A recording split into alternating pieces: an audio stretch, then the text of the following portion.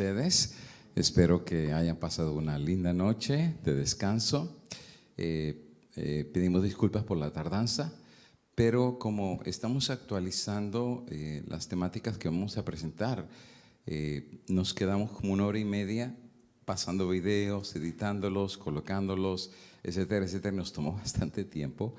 Y saben que ustedes, que en estas convocaciones es no solamente importante, sino crucial dejarnos guiar por el Espíritu Santo. Yo sé que es como un cliché, que ya estamos tan acostumbrados a repetirlo de que te guía el Espíritu Santo, que a veces ya lo convertimos como en eso, en un cliché, en una frase.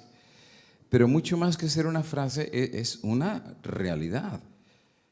Si no entendemos lo que Dios nos quiere decir, solo pasamos aquí un rato y la pasamos bien y fue todo lo que pasamos.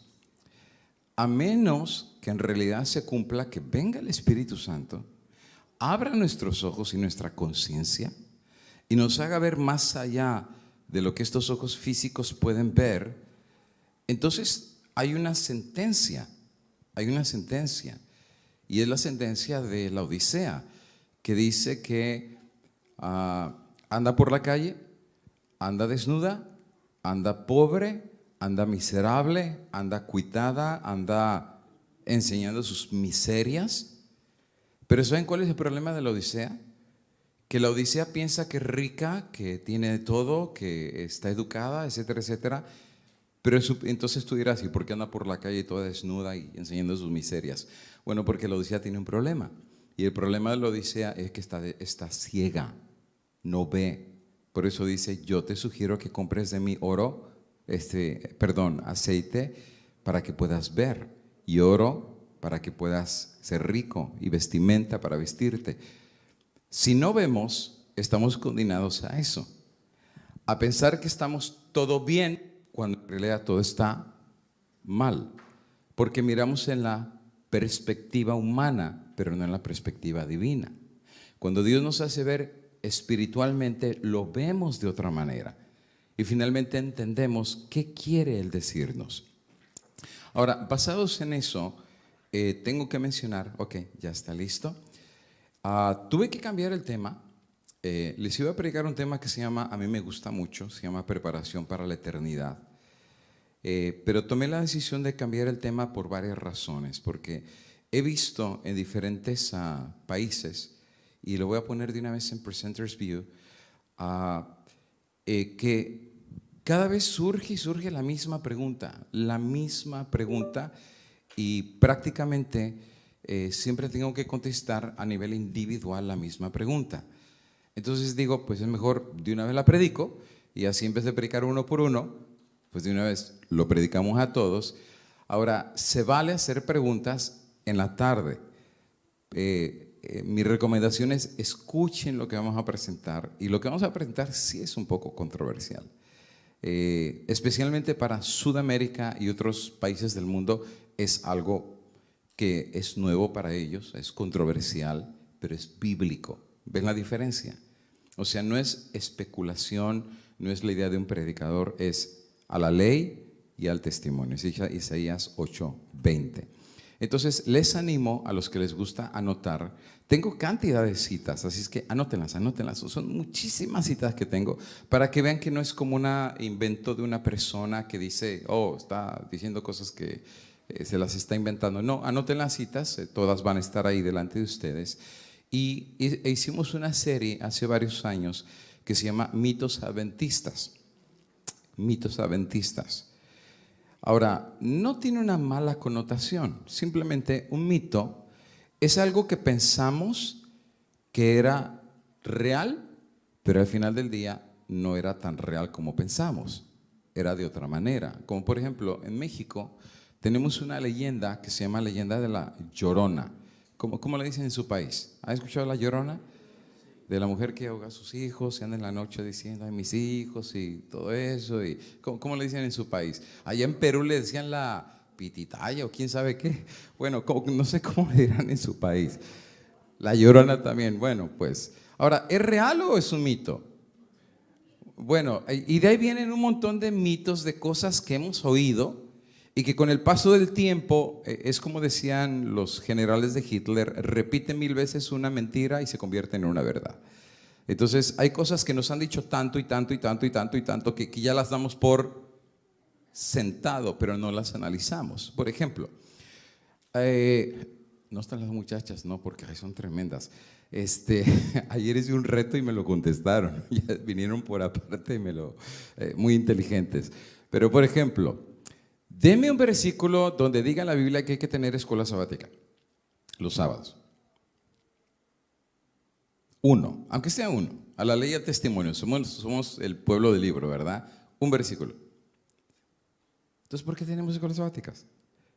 ¿Se han fijado que hay iglesias en nuestros países que tienen doble plataforma, una más chiquita y una más alta? ¿Por qué? Porque dicen que la de abajo es el lugar santo y la de arriba es el lugar santísimo. ¿Dónde dice eso en la Biblia? ¿Que hay que construir iglesias con dos plataformas? ¿Hay algún texto que diga eso? No lo hay. Ahora, no estoy diciendo que es malo, pero lo que estoy diciendo es de que como ya lo hemos practicado tantas veces, pues ya no preguntamos, simplemente lo damos por sentado que es así, que hay dos plataformas, una para escuela sabática y otra para el culto divino. Y la lista sigue, la lista sigue. Ahora, hay algunas cosas que hemos practicado y no necesariamente son malas. Fíjense, no necesariamente son malas, pero fuera de su real contexto tenemos un riesgo de seguir una tradición que pensamos que es un mandato divino y no lo es. Es simplemente una tradición que hemos hecho y que con el paso del tiempo ya se hizo parte de nosotros. Es como, por ejemplo, los mexicanos comen chile, ají. ¿Ok? Y ustedes saben que comen chile los mexicanos. Son chileros por excelencia. Ahora, ustedes sabían que cuando un niño nace en México es tradición que en vez de ponerle un biberón, mamila o the bottle, le ponen un jalapeño en la boca. No se crean, eso me lo inventé. Pero la verdad es que sí comen un montón de chile. A los niños les dan desde bien chiquitos jalapeños y les dan chiles y comen mucho chile. ¿De dónde vino eso? ¿Quién les enseñó? No sé. ¿Cuándo comenzaron? No lo sé. ¿Quién fue el primero que hizo el chile? Y lo sirvió en comida? No lo sé. ¿Quién fue el primero que hizo los chilaquiles? No tenemos idea. Lo que sí sabemos es que hoy en día todo el mundo lo come. Eso sí lo sabemos. Solo no nos ponemos a investigar en algo que ya lo practicamos por hace mucho tiempo. Lo mismo ocurre en la iglesia. Hay ciertas cosas que las damos por sentados, pero no nos hemos tomado el tiempo de hacer una investigación de dónde vino, cómo se dio, cómo se desarrolló, etcétera, etcétera. Y recuerden que hay un versículo en Isaías 8:20 que dice, a la ley y al testimonio. Si no hablaren conforme a esto, es tradición de hombres. Simple y sencillamente. O sea, no es algo que enseñe Dios, pero es algo que estamos practicando. Que eso fue lo que le pasó a la Iglesia Católica. Por siglos empezaron a bautizar niños chiquitos. ¿De dónde vino eso? No está en la Biblia, pero lo hicieron. Empezaron a usar el rosario. ¿Está en la Biblia? No, pero lo seguían haciendo. Rezaban por los muertos. ¿Dónde está en la Biblia? En ningún lado, pero lo seguían haciendo. Ponían cirios en las esquinas de los ataúdes. ¿Está en la Biblia? No lo está, pero lo seguían haciendo. Comenzaron a guardar el domingo, 2 días al mismo tiempo, sábado y domingo, y al final dejaron el sábado y se quedaron con el domingo, y ya lo hicieron tradición. Y tú le preguntas a alguien, a ver, dame un versículo que diga el domingo es el día de reposo, no te lo van a dar. Simplemente dicen, bueno, es que como Cristo resucitó el domingo, pues imaginamos, otra vez, es especulación, pero no es un escrito, está de la palabra de Dios. Ahora, en Sudamérica y en parte de Centroamérica y en otros lugares del mundo hay algunos mitos, algunas ideas que muchas personas tenemos dentro y hemos tenido toda la vida dentro de la iglesia, pero no nos hemos tomado el tiempo porque no ha sido como muy necesario el hecho de estudiarlo, entonces simplemente lo damos por sentado, pero es bueno el conocerlo. ¿Por qué es bueno conocerlo? Porque eso te da un margen un espectro grande de idea bíblica, no el pensamiento humano o la práctica humana, sino el pensamiento de Dios. ¿Qué es lo que Dios piensa y qué es lo que Dios quiere? Hay una historia que me gusta mucho contar que le llamo la historia del bistec. Es más, de hecho, le llamo la historia del bistec cuadrado. ¿De qué se trata la historia del bistec cuadrado? Eso es muy simple. Había una bisabuela que resulta ser de que le enseñó a su hija y la hija a la hija y la hija a la hija a hacer un bistec pero cuadrado. Entonces lo asaban, pero tenía que ser cuadrado. Y entonces viene la nieta y le dice, oye mamá, yo he notado de que tú siempre haces bistec a mi papá y se lo haces cuadrado. Dice, ¿por qué se lo haces cuadrado? O sea, ¿por qué no así nomás como caiga y listo? O sea, por cuadrado. Y dice, bueno, la verdad no sé, pero es que tu abuelita me enseñó a hacer bistec cuadrados.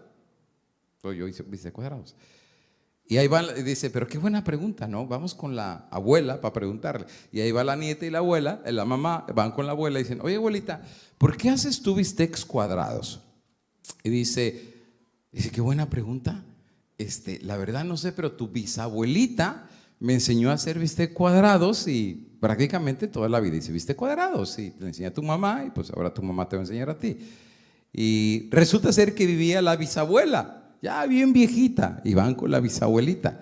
Dicen, oye bisabuelita, mira, la abuela hace bistec cuadrados, mi mamá hace bistec cuadrados, yo hago bistec cuadrados. ¿Por qué haces bistec cuadrados tú? Dice, pues es muy fácil, un día se me rompió el sartén, tu abuelo me lo arregló, le puso alambres ahí y quedó cuadrado y pues tenía que cortar el bistec cuadrado para que entrara en la cazuela. Dice, por eso hice bistec cuadrados. Y la práctica siguió por generaciones.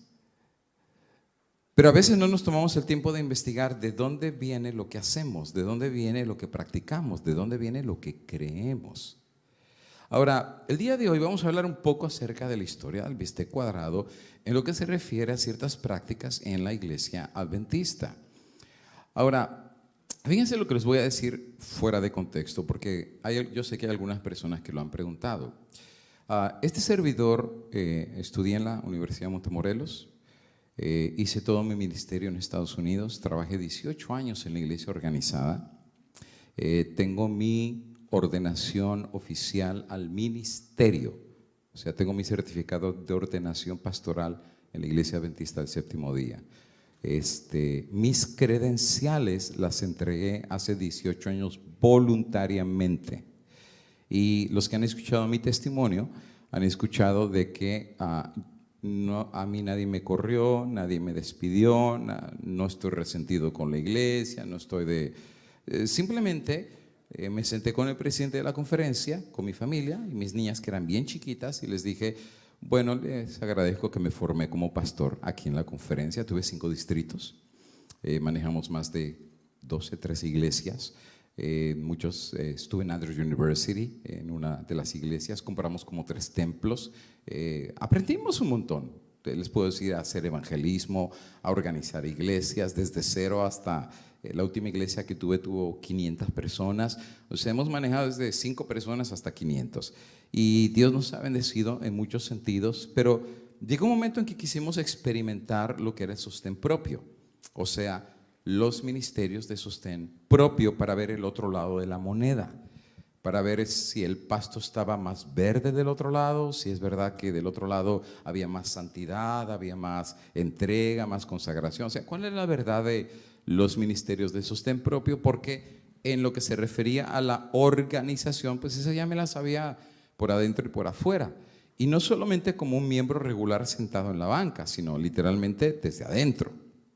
O sea, en las direcciones de juntas de unión, even juntas de división, o sea, las cuestiones de reuniones pastorales mensuales y todo eso, o sea, la cuestión administrativa, esa ya me la sabía y me la sé de arriba para abajo.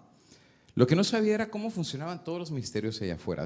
Conozco todos los ministerios de afuera, trabajé más de 10 años y conozco desde The Bachelor, me he sentado literalmente a hablar con él más de una vez.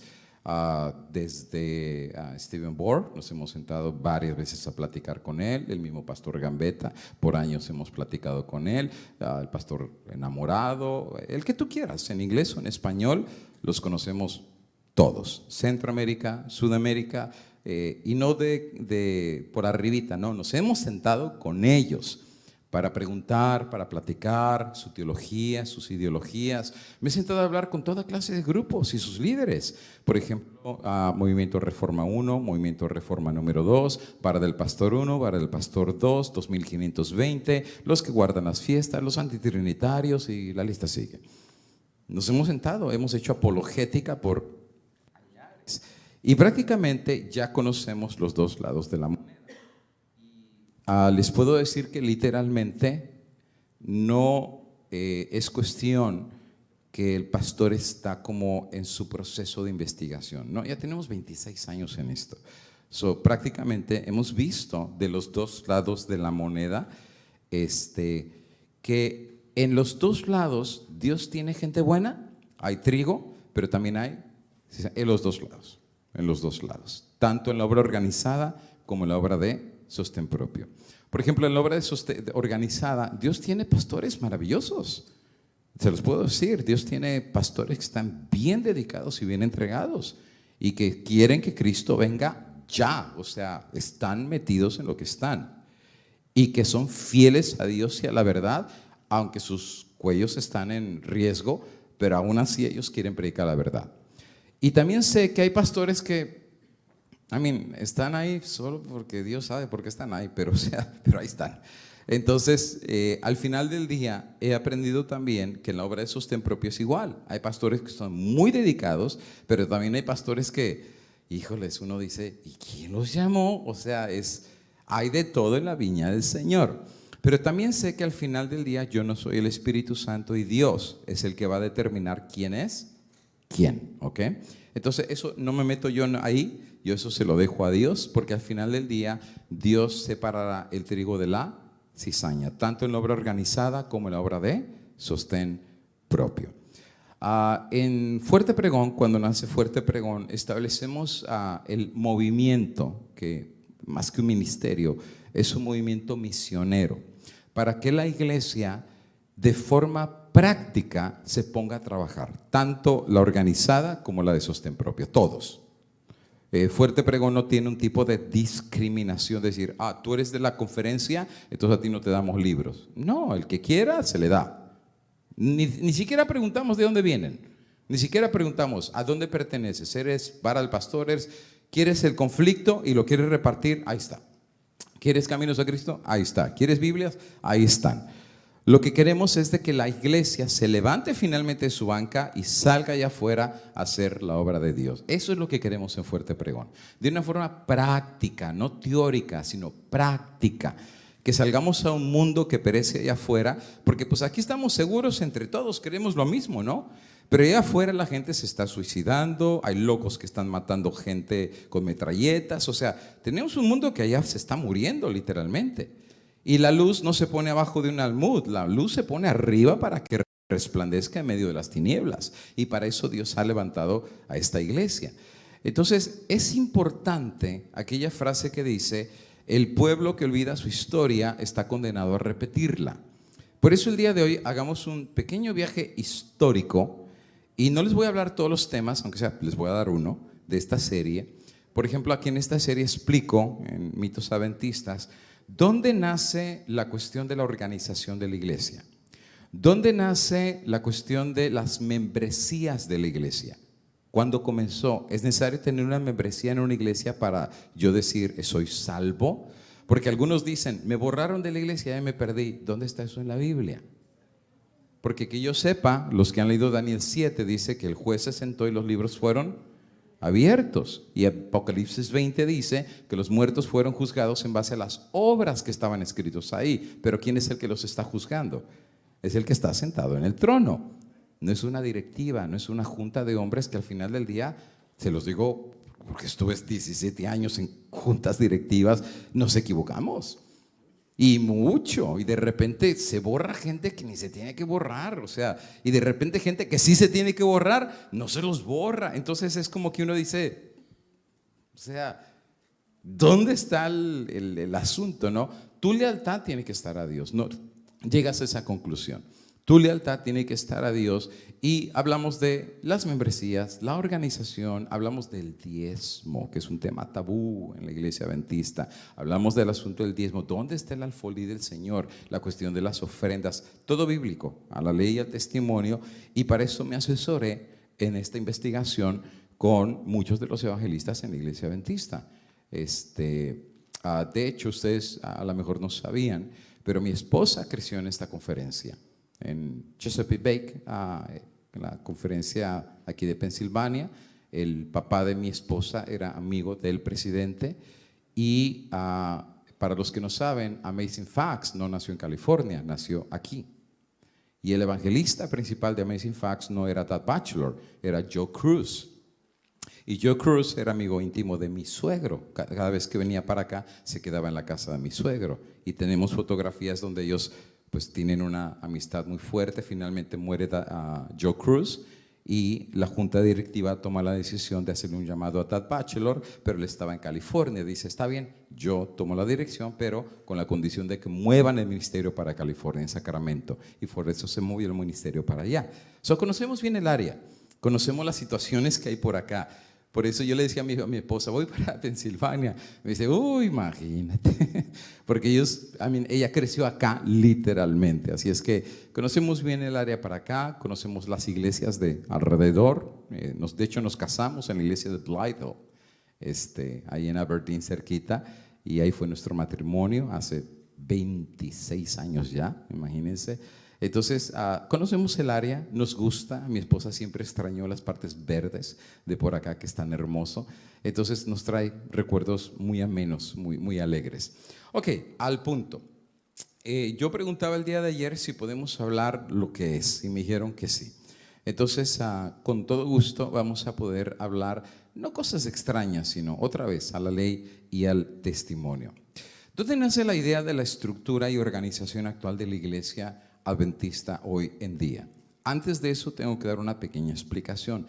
Miren, por favor, no ni se me asusten ni nada por el estilo. Hay información que a veces no hemos tenido acceso, pero está ahí, ¿ok? Primero, una de las iglesias más divididas a nivel global hoy en día es la iglesia adventista. Imagínensela como un tronco, pero que tiene muchísimas ramas. Y la iglesia está súper dividida. Y cada vez sale un nuevo grupo, cada día.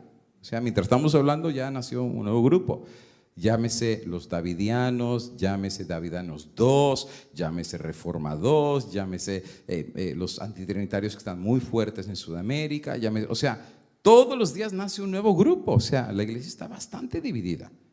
Y de repente vienen aquellos que dicen que no hay que ser ecuménicos, dense una vuelta a Europa. Y de repente conferencias que están ordenando mujeres, dense una vuelta a California. O sea, cada día es como que uno dice, ¿y dónde está aquella iglesia donde yo entré hace 50 años que estábamos todos bien pegados y bien fuertes y trabajando para Dios? Algo ha sucedido en estas 5 o 6 décadas.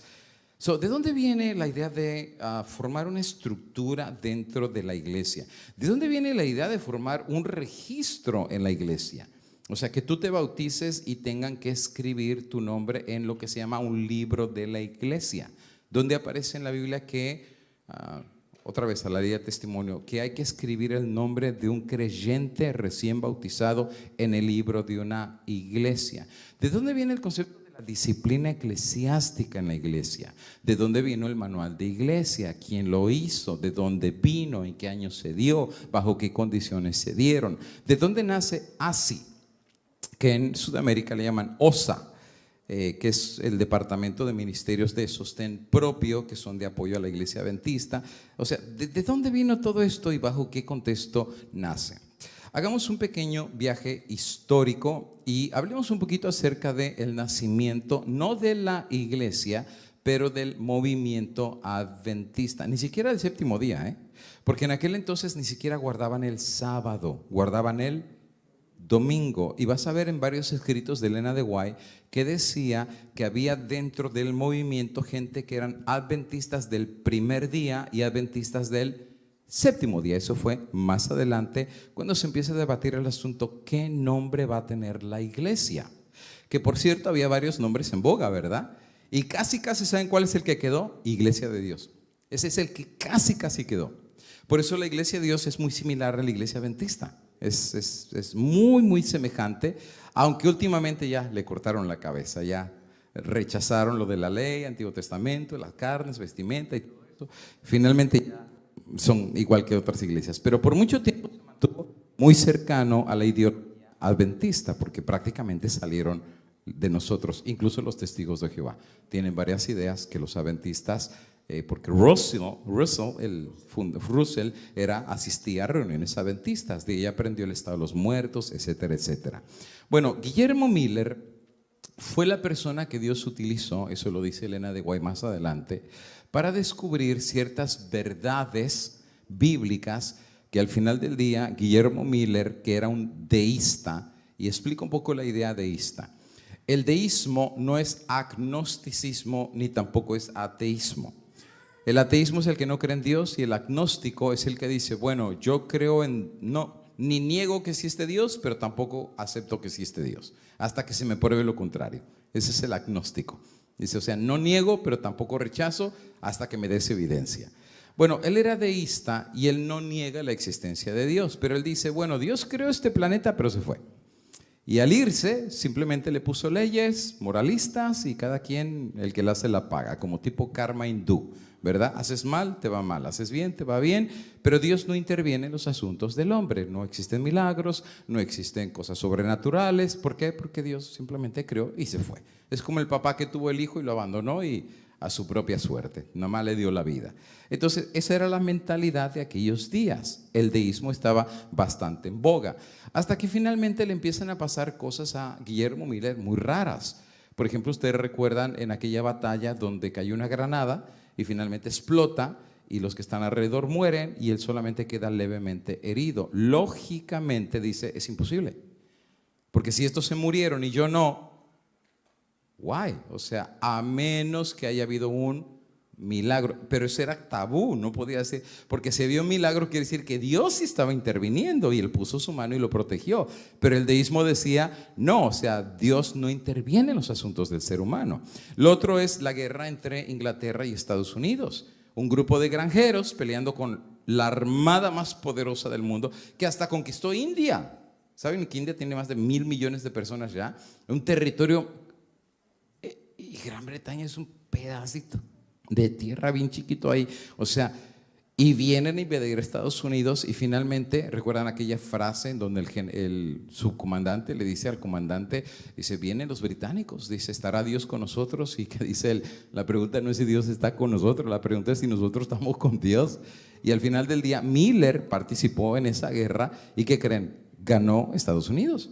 Y salieron los británicos huyendo y en 1776 viene la declaración de independencia. Miller empieza a cuestionar, su mente finalmente empieza a funcionar y dice, ¿será que Dios hizo el milagro? O sea, ¿será que Dios realmente intervino y nos dio la victoria? Entonces Dios empieza a sacudir la mente de Guillermo Miller. Él tomó una decisión y la decisión que él toma, esto es historia denominacional, todo el mundo lo conocemos. Él agarra su Biblia y su método de estudio era muy simple. Estudiaba cada versículo de la Biblia uno con otro y usaba solamente una concordancia. Eso es bien fácil. Ya ves que atrás aparece la palabra fe, todos los versículos donde está la fe. La palabra Dios, todos los versículos donde está Dios. Y si había un versículo que no entendía, veía los otros versículos, los conectaba y decía, ok, ahora lo entiendo mejor. Y así se iba uno por uno. Así siguió y finalmente él llegó a decir que al estudiar la Biblia empezó a tener una comunión más íntima con Dios. Empezó a sentir la presencia de Dios, o sea, algo empezó a pasar en él. La fe viene por el oír y el oír por la palabra de Dios. Su fe se empieza a fortalecer. ¿Por qué? Porque empieza no a leer, pero a estudiar la Biblia. Pero hubo un versículo que fue su talón de Aquiles, ustedes ya lo sabrán, Daniel 8:14. Hasta 2300 días y el santuario será purificado. Según los cálculos de él, que no eran cálculos tan complicados, la profecía, de hecho, déjame ver si tengo una gráfica, no era realmente tan, aquí está, no era tan complicada. es como 5 o 6 gráficas un poquito más adelante. Ahí está esta gráfica de acá para que los hermanos la puedan ver. Resulta ser de que la profecía decía que 2300 días y el santuario sería purificado. Son como 5 gráficas más adelante, más o menos. Entonces resulta ser de que él dice, si yo logro saber cuándo comienza esta profecía, yo sé cuándo termina, y al terminar esta profecía, yo sé cuándo Cristo viene. Porque en aquellos días pensaban que el santuario era la tierra, y la tierra era purificada con fuego, según el apóstol Pedro. Entonces prácticamente dice, pues tengo que descubrir la fecha del inicio. Ahora, la gran mayoría de adventistas no recuerdan o no saben, pero no hubo solamente un chasco, hubo 2 chascos. Uno fue en 1843, pero el más grande fue en el 44. ¿Por qué en el 44? Porque resulta ser que hay una visión. Si quieren le damos un poquito más, le avanzamos, son 5 más. Dale, poquito más. Unas 2 gráficas más. Todo eso me lo tengo que pasar. Empezó la cuestión de cómo Cristo venía. Empezó libritos chiquitos como El Clamor de Medianoche, etcétera, etcétera, que se publicaban por miles y miles de libros. ¿Por qué? Porque Cristo ya venía pronto. ¿Recuerdan ustedes del hermano que tenía las papas sembradas y al final no las cosechó? Porque ¿para qué cosecharlas? Cristo ya venía. ¿Recuerdan el pastor que se unió y pasó toda una tarde bautizando en un río congelado y en la noche le dio neumonía y se murió? Al otro día lo enterraron y la mamá ni siquiera lloró, ni los hijos. Y cuando los hijos dicen, mami, papi, no te apures, en una semana lo vamos a ver. O sea, porque literalmente creían que Cristo iba a venir. Entonces, ¿para qué llorar? Solamente faltaba una semana, Cristo ya venía. La gente literalmente, se dice que más o menos más de 1 millón de personas entraron en este movimiento. Salieron pastores. Hablemos de ecumenismo, ¿verdad? O sea, salieron pastores de la iglesia luterana, anglicana, metodista y Conexión Cristiana, y la lista sigue, apoyando este movimiento de que Cristo regresaba por segunda vez. Le seguimos dando un poquito más. Samuel Snow, un poquito más. Finalmente llega, ahí está la profecía. Samuel Snow llega finalmente a una visión. Ustedes recuerdan la visión del campo de trigo, porque la gente no quería ir por los caminos regulares porque todo el mundo se estaba burlando de ellos. Pero finalmente él tiene la visión, y la visión que tiene es mirando a Cristo pasando del lugar santo al lugar santísimo. Entonces él es el primero que hace la conexión, por así decir, que el santuario no era la tierra, que había un real santuario. Y que este santuario, según el libro de Hebreos, no había sido construido por el hombre, no era el de Jerusalén, porque el de Jerusalén había sido destruido en el 70 y previamente el de Salomón en los tiempos de Nabucodonosor. Entonces el templo no era la tierra. Hebreos dice que Dios levantó un templo que le entran millones de millones y miles de miles le sirven. No es hecho de mano humana, pero es hecha por la mano del Señor. El libro de Hebreos, en donde Pablo habla que Cristo entra a este santuario, hablando de su ascensión, etcétera, etcétera, y descubre que en Apocalipsis también habla de este santuario. Empieza a haber una conexión, no de un santuario terrenal, pero de un santuario celestial. Y de ahí comienzan a reanalizar lo que son los calendarios judíos. Y ahí te va un paréntesis de los calendarios. Los judíos manejan más de un calendario, no manejan un solo calendario. Por ejemplo, manejan el calendario regular, que le llaman el civil, pero también el calendario que es el agricultural. Y el calendario agricultural es basado en la luna. ¿Saben ustedes que hasta para sembrar hoy en día tienen que sembrar en las rotaciones de la luna y todo eso? Y no es brujería, es literalmente así funciona. Pero bueno, no me meto en eso porque no soy experto en agricultura. Pero la idea es de que, por ejemplo, hoy en día hay grupos en la iglesia adventista que guardan el sábado en base al calendario lunar. Pero el problema es que a veces en el calendario lunar no siempre el sábado cae en sábado. A veces cae un martes o un miércoles o un jueves, y entonces guardan el sábado en diferentes días. Es una locura. Nosotros guardamos en base al sábado, al ciclo semanal, no al ciclo lunar. O sea, 6 días trabajar, hacia el séptimo lo descansa. Y ese ciclo se repite pues desde siempre, ¿no? Pero no seguimos el calendario lunar. Resulta ser que los que tenían el calendario más exacto, por así decir, era un grupo judío que se llamaba los caraítas. Ustedes ya conocen, otra vez, historia denominacional. Y hacen una conexión por primera vez entre ese santuario y las fiestas. Ahora, no me voy a meter a explicar el tema, pero tú no puedes explicar el santuario sin las fiestas, literalmente. Es imposible. Santuario está ligado a las fiestas y fiestas está ligado al santuario y santuario está ligado a los sacrificios. O sea, tres cosas que no puedes separar. Entonces, tú miras que Dios hace un calendario donde hace 7 fiestas y los meses del calendario Dios les pone nombre. Y de hecho te vas a encontrar que en Génesis 1:14 viene mencionando que Dios crea el sol, la luna y las estrellas para determinar los tiempos. ¿Por qué? Porque no había relojes. Por eso estaba la primera tarde, la segunda, la tercera, porque era la rotación del sol lo que determinaba las horas. O sea, no es como le decía, hermanito Pancho, lo veo a las 3 de la tarde. ¿Y qué es eso de las 3 de la tarde? O sea, ellos determinaban, o sea, no usaban reloj, vamos. Entonces era la rotación de la luna creciente, la luna ascendiente, etcétera, etcétera. Por eso Jesús dice, si ustedes son sabios en ver los movimientos de allá arriba, ¿verdad? Pero las señales de los tiempos esas ni las conocen. Pero las de allá arriba del cielo, esas sí las conocen bien.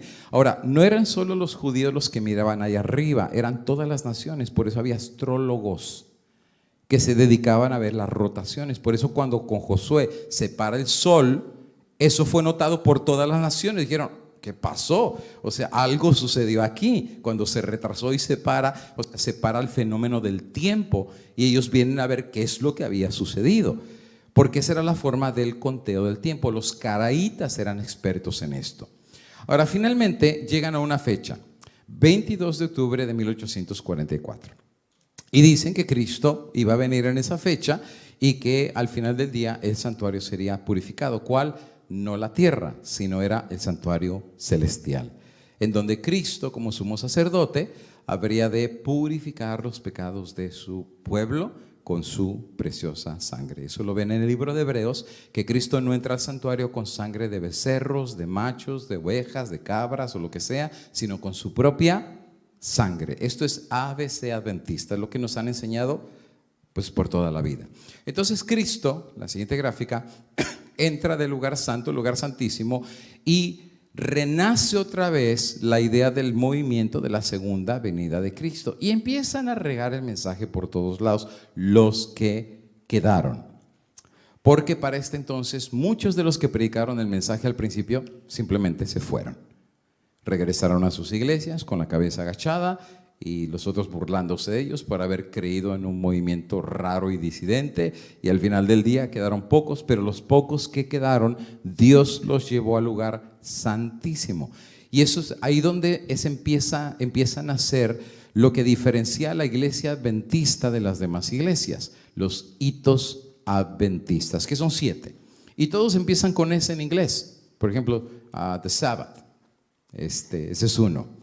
El otro es la reforma por salud, y el otro es la cuestión de la santificación, y el otro, o sea, son 7 cosas que nos identifican y diferencian de las demás iglesias, y eso lo descubrimos en el lugar santísimo, no en el lugar santo.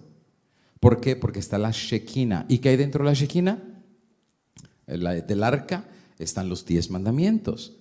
¿Recuerdan la visión de Elena de White que ve el 4º mandamiento iluminado sobre los demás? Descubren la cuestión del sábado. Elena de White no guardaba el sábado. Elena de White guardaba el domingo. Elena de White, sí, lamento decirlo, usaba joyas.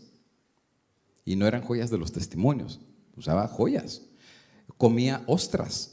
Comía comida inmunda, comida cerdo, o sea, comida. ¿Por qué? Porque no conocía el mensaje de la reforma por salud. Dios no se lo había revelado. Conforme Dios le fue revelando, ella fue tomando decisiones acerca de dejar eso y seguir el plan de Dios. Y es cuando finalmente va descubriendo que en el santuario, por ejemplo, el maná, ¿qué representa el maná? La reforma pro salud. ¿Qué representa la vara de Aarón? Que estaba muerta y reverdeció. La santificación. Varas muertas que éramos nosotros, por el poder del Espíritu Santo, reverdecemos y damos fruto, cambiamos para la gloria del Señor. Y al cambiar la ley de Dios podemos verla en otra perspectiva. es la santificación y finalmente la glorificación. Todo esto no lo sabíamos, lo fuimos aprendiendo con el paso del tiempo. Ahora, resulta ser de que los adventistas que renacen con este nuevo sentido de propósito y de misión, finalmente la que sigue comienzan a predicar por todos lados del mundo. O sea, van predicando de un lado para otro diciendo Cristo viene y nos queda poco tiempo. Finalmente viene el gran chasco, que ustedes ya lo recordarán, no me voy a tener mucho en eso. Cristo no vino al final del día. ¿Qué grande fue el chasco? Fue grandísimo. Al punto que Apocalipsis 10 se cumplió literalmente. En tu boca será dulce, pero en tu vientre te va a amargar tu estómago. Literalmente. Elena de White simplemente dice que lloraron toda la noche. Y todo el día que siguió, y el que siguió, y el que siguió, y el que siguió. Nadie quería salir a la calle, todo el mundo se burlaba de ellos. Literalmente algo había pasado. Y aquí viene el punto del dilema. Uno de dos. O Miller estaba mal, como un falso profeta. O sea, literalmente metió las 4 y se equivocó en su interpretación. O número 2, la Biblia estaba mal. O sea, la Biblia no era confiable. Algo había pasado que salió mal. Y saben que cuando siempre algo sale mal tratamos de buscar culpables. Entonces ellos trataron de intentar de ver qué había sucedido. O malinterpretaron, o Miller se equivocó, o ellos se equivocaron, o la Biblia simplemente, o sea, ni siquiera era ni válida ni tenía sentido. Cuando empiezan a encontrar estas verdades, empieza a venir nueva luz. Luz que no tenían antes, y poco a poco, como la aurora de la mañana, Dios les va dando de a poquito la luz del Señor. ¿Recuerdan ustedes acerca de la hermanita Raquel Oakes, que ni siquiera era adventista, era bautista del séptimo día?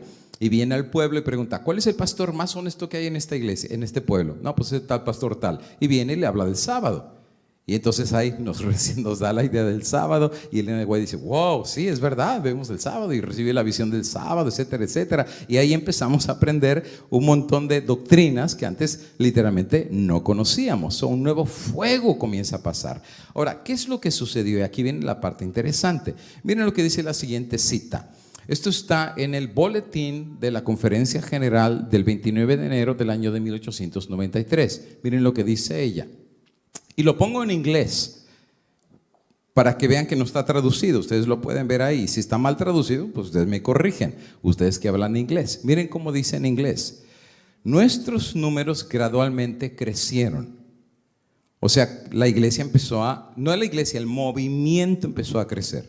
Desde nuestros números empezaron a crecer. La semilla que fue sembrada fue regada por Dios. O sea, Dios le echó su agua, la habían sembrado ellos, Dios la regó y incrementó. Al principio nos reuníamos para adorar y presentábamos la verdad a aquellos que querían escucharla. ¿Dónde se reunían al principio? Decía, en casas privadas, en cocinas largas, o sea, o grandes, en graneros, en groves y aún escuelas de casa. ¿Por qué? Porque no había iglesias. Era un movimiento, apenas estaban comenzando, no había una organización, un sistema de una conferencia, misión, asociación, división, conferencia. No existía nada de eso. Lo único que existía era un grupo que estaba aprendiendo verdades, que era un movimiento, y se reunían donde fuera, abajo de un árbol, o sea, lo que querían era la verdad, no les importaba en dónde reunirse, lo que les importaba era conocer lo que Dios les estaba revelando. Como, la parte en amarillo en medio, como nuestros números aumentaban, era evidente que se necesitaba alguna forma de organización porque de otra manera habría confusión. O sea, estaban creciendo. Sigue diciendo ella, testimonios para los ministros, página 26, párrafo 2. Como nuestros números crecían, o sea, seguía creciendo. Y te voy a explicar una cosa. Quien hizo crecer la iglesia adventista a lo que es hoy en día no fue la burocracia de la iglesia. No fue el encorbatado, el que está en una oficina y el que... No. Quien hizo crecer la iglesia fueron los misioneros. ¿Recuerdas? La Universidad de Andrews fue en honor a un misionero que se fue a Europa, que se morían, por cierto, ¿verdad? A uno se le murió la esposa, después se le murió la hija. O sea, eran misioneros bien entregados. O sea, era gente súper misionera. Y de hecho, todo el que entraba al movimiento adventista entraba como un misionero. De hecho, cuando nace la Sociedad de Jóvenes, no se llamaba Sociedad de Jóvenes. ¿Alguien sabe cuál era el título completo de la Sociedad de Jóvenes? Sí, era Sociedad de Jóvenes MV. Hasta hay un cantito que dice, soy MV de corazón, etcétera, etcétera. Y a veces ni saben de qué significa MV. ¿Qué significa MV? Misionero voluntario. O sea, hasta los jóvenes tenían que ser misioneros. Los de escuela sabática tenían que ser misioneros. Por eso Elena de White más adelante dice en Deseo de todas las gentes: toda persona que entra en la iglesia de Dios nace como un misionero. O sea, porque esa era la idea. ¿Saben quién captó bien este concepto? Los testigos de Jehová. Ellos agarraron esa idea, porque no te bautizan con los testigos de Jehová a menos que andes tocando puertas por un año. Literalmente, ni están bautizados y andan predicando la palabra, dando estudio bíblico, están tocando las puertas y con su corbatita, y se ven tan cute, por así decir, ¿no? Los chiquillos con su portafolio y tocando las puertas y el atalaya, y los chiquillos no saben ni hablar, pero ahí andan de misioneros. ¿Por qué? Porque les enseñan a ser realmente misioneros. Tienen un celo por la palabra del Señor. Y lo primero que te dicen, viene el reino, ¿verdad? El reino de Dios. Aquí está la atalaya y está el despertado, etcétera, etcétera. Esa era la idea en la iglesia adventista. Dios quería que cada persona en la iglesia que viniera a esta luz del conocimiento no viniera a calentar una banca. Ahora, no tiro pedradas a nadie, pero es un concepto que ni yo mismo entendía. Porque yo siempre pensaba que ser miembro de la iglesia era venir a calentar una banca. Así lo pensé. Y así tenía mi ministerio en un principio. Me recuerdo cuando comencé mi primera iglesia, teníamos solamente 5 miembros. Era todo lo que teníamos. Ahora te imagínate mis sábados, que cuando venía a la iglesia y veníamos 5, con mi esposa ya éramos 7. Y decíamos, bueno, pues es el número perfecto, ¿verdad? 7. Pero de repente alguien se enfermaba y faltaban 3. Y solo veníamos, ya nos sentíamos como que ese sábado no había sido tan bendecido, porque solo vinieron 4. Entonces al otro día vinieron 9. Este sábado sí fue un buen sábado. O sea, nuestra espiritualidad y religiosidad y cuestión de hacer la iglesia era muy basada en la cuestión del número. Hasta que finalmente llegué al punto de aprender que el Señor me enseñó que la cuestión de la adoración no tiene que ver con números. La cuestión de la adoración tiene que ver con la presencia del Altísimo en el lugar. Donde quiera estén 2 o 3 en mi nombre, ¿qué dice la Biblia? ¿Cuántos necesita Dios? 2. Con 2 es más que suficiente. Invoca el nombre de Dios abajo de un árbol, en tu casa, en el baño de tu casa, en el cuarto de tu casa. Enciérrate en tu casa, cierra la puerta, invoca al Altísimo, el Altísimo te va a responder. ¿Y sabes cómo lo descubrimos? Y estas son las cosas que a veces no vemos, pasan por delante de nosotros, pero tenemos estos ojos, pero no los otros. Vino el COVID. Esta tarde les voy a hablar un poquito acerca de eso. El COVID nos dejó 5 lecciones. 1, que nos cerraron las iglesias. Y número 2, que no nos morimos. Que el pastor ni te visitó, que el pastor no fue a tu casa, que tú no ibas con tu abuelita, que no ibas con el anciano, que no ibas con nadie. Estabas encerrado, literalmente en una cárcel en tu casa, y espiritualmente no te moriste. Espiritualmente hubo una conexión con Dios en tu casa. No sé si entienden lo que estoy diciendo. O sea, si tú solo puedes tener una comunión con Dios, ¿quién necesita al pastor? O al sacerdote, o a un líder. Cuando en la intimidad de tu casa puedes conectarte con el Altísimo. Ahora, el que quiso ver, vio. Y el que no quiso ver, ¿cuándo regresaremos a la iglesia otra vez? Porque ya, no, hermano. La cuestión de adorar a Dios, y eso lo aprendí hace mucho, tú predicas igual si vienen 10 personas o si vienen 1000 personas, no hace la diferencia. Porque si se trata de número, nos ganó el diablo, porque las reuniones del diablo son de miles, de miles, de miles. Vete al Vaticano, a la misa de gallo, cuando viene al nuevo año, eso es tremendo, no cabe la gente ahí. Estamos hablando de que es la religión más grande a nivel global. Si se trata de números, tienen más iglesias que nosotros, más hospitales que nosotros, más escuelas que nosotros, más primarias que nosotros, más secundarias que nosotros, más miembros que nosotros, más dinero que nosotros. Pero ¿saben qué? No tienen la presencia del Altísimo. La diferencia la hacen los que tienen la presencia de Dios con ellos. 2 o 3, mi presencia está en medio de ellos. Así es que Dios va guiando a este grupo de a poco y los números en calidad, no en cantidad, van creciendo. Pero Elena de White percibe, miren la parte final, dice que debería existir indispensablemente una forma de organización. Más adelante ella escribe que los apóstoles, la que sigue, la que sigue, dice: la ordenación de los 12 fue el primer paso para la organización de la iglesia después de que Cristo se fue, para que la iglesia llevara adelante el trabajo que Dios le había dado. Elena de White empieza a estar de acuerdo que sí, va a ser necesario organizarnos. ¿Por qué? Porque estamos creciendo. Y al estar creciendo, pues bueno, tenemos que tener una forma de organización. Ahora, hagamos un contexto histórico. La iglesia en aquel entonces, que no era iglesia, seguía siendo un movimiento, solamente se movía en los estados del noreste. Solamente era el único lugar que se movía el movimiento adventista. ¿Como cuál? Massachusetts, Pensilvania, Nueva York, o sea, toda esta parte de acá, porque por acá llegaban todos los inmigrantes. Todavía Estados Unidos no le había comprado a Francia la parte del medio, no le había comprado a Rusia, Alaska, no le había robado a México, Canadá, no le había comprado a México a California, Arizona, a Texas, y la lista sigue. De hecho, Texas se rebeló. ¿Saben que Texas se llama The Lone Star?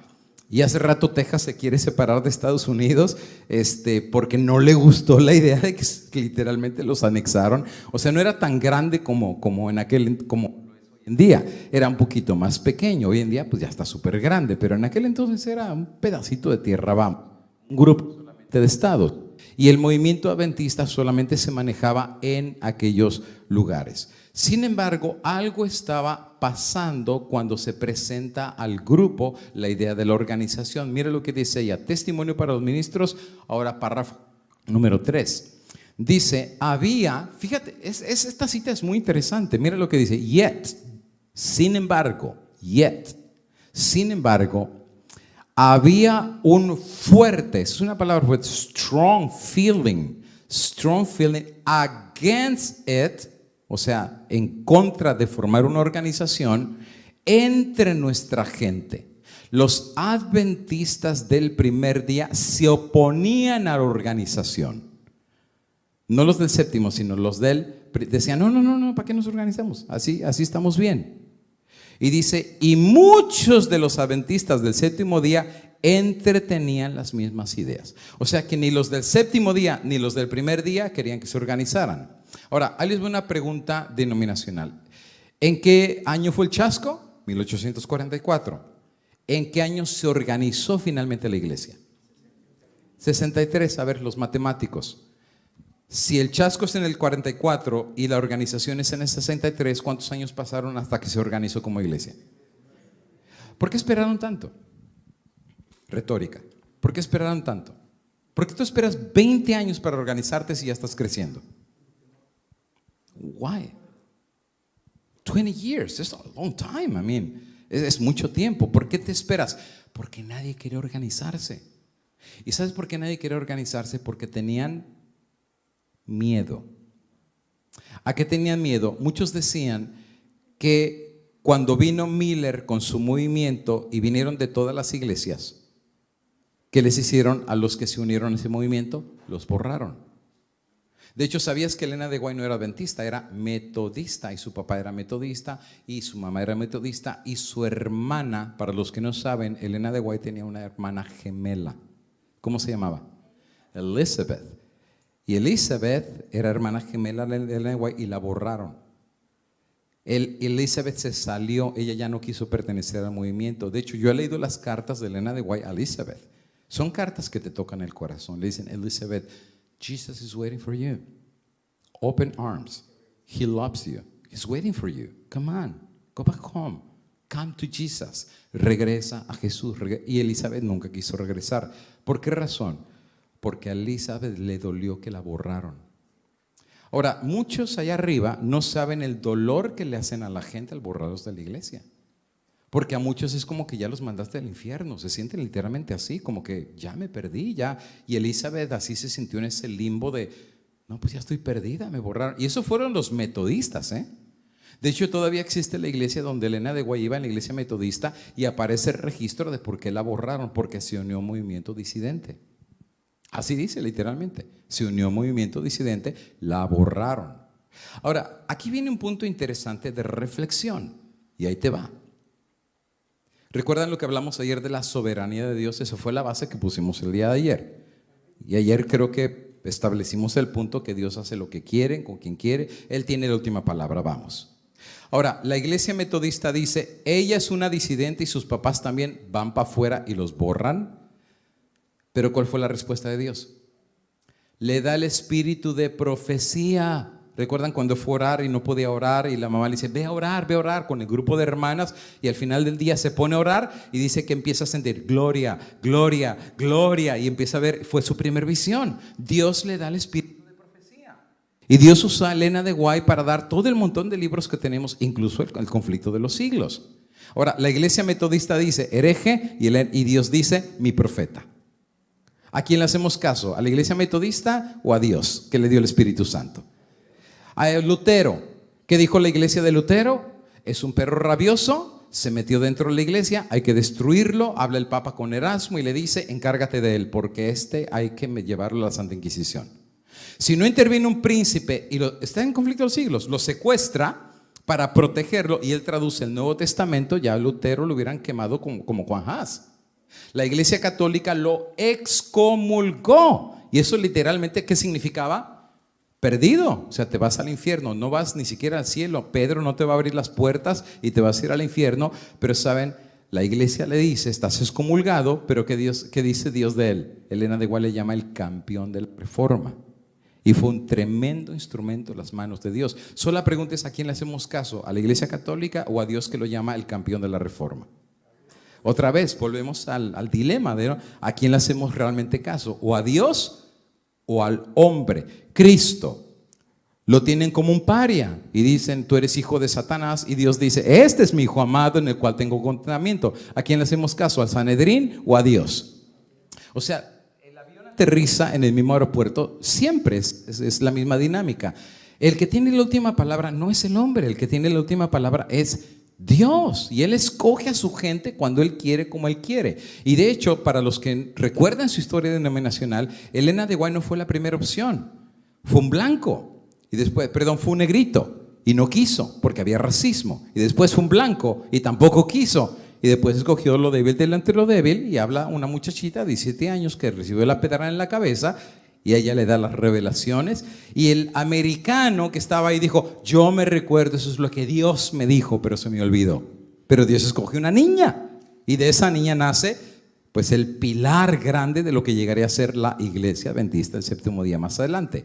Pero la gente tiene miedo porque ellos dicen, oigan, y si nos organizamos, está bien, nos organizamos y ponemos líderes, pastores y bla, bla, bla, y si nos borran igual que los otros, si nos borran como la Conexión Cristiana por predicar la verdad, y si nos borran como los bautistas, si nos borran como o sea, está bien así como estamos, dejemos que el Espíritu Santo nos guíe. O sea, si hasta ahorita por 20 años el Espíritu Santo ha hecho milagros, pues dejemos que Él siga haciendo milagros. ¿Para qué nos organizamos? De hecho, había algunos, la gráfica que seguimos en la página 26, dice, había una lucha, literalmente. Eso están testimonios para la iglesia, página 26. Había una lucha en establecer la organización. A pesar de que Dios había dicho que se organizaran, la gente le tenía miedo.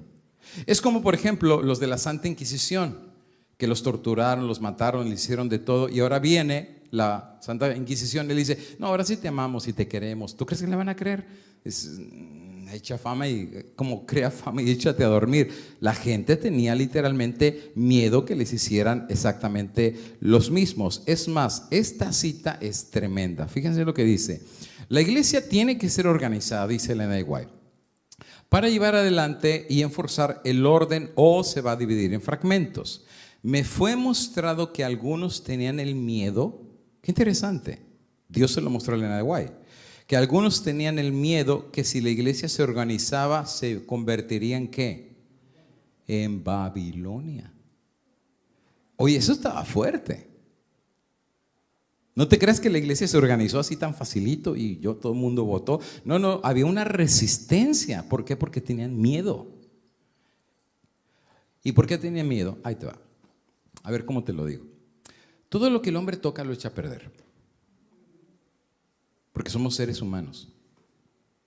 La Biblia dice que desde la cabeza hasta los pies somos llaga podrida. Y yo he visto que el hombre, el ser humano, nos agarran, el diablo sabe por dónde agarrarnos. A unos los agarra por las mujeres, a otros los agarra por el dinero, a otros los agarra por el poder, a otros a mí, ¿qué les puedo decir? Somos seres humanos. Y el diablo sabe cómo corromper. Si corrompió a Salomón, ¿qué te puedo decir? Que era el hombre más sabio después de Jesús. Lo logró corromper y terminó hasta sacrificando a sus hijos a los demonios, a Moloch, imagínense. O sea, ¿qué se espera de nosotros? A menos que tú te conectes con Dios, puedes ser corrompible. Entonces todo lo que el hombre toca, y saben que hay personas que les das un poquito de poder, se les sube la cabeza a la espuma. Yo he conocido diáconos que literalmente han sido los hombres más humildes en la iglesia, humildes, así que casi les faltan alitas, ya aparece al cielo, súper humildes. Y los pones de director de diácono, no hombre, se les fue la espuma en la cabeza. Hasta ya como caminan, ¿verdad? Y dices, caray, ¿cómo el hermano que está caminando así? O sea, algo les pasa, algo les pasa. Yo me recuerdo que había un anciano que fue anciano por 7, 8 años y ya se sentía como el dueño de la iglesia. Y después en la junta queda como diácono nada más.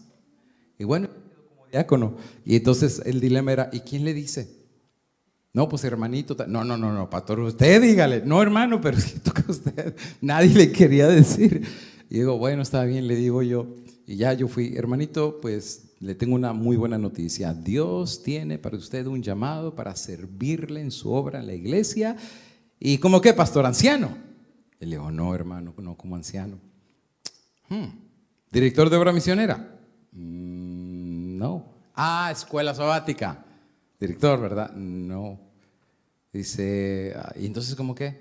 Pues como diácono. Dios le da el privilegio de ser un siervo y servir como diácono.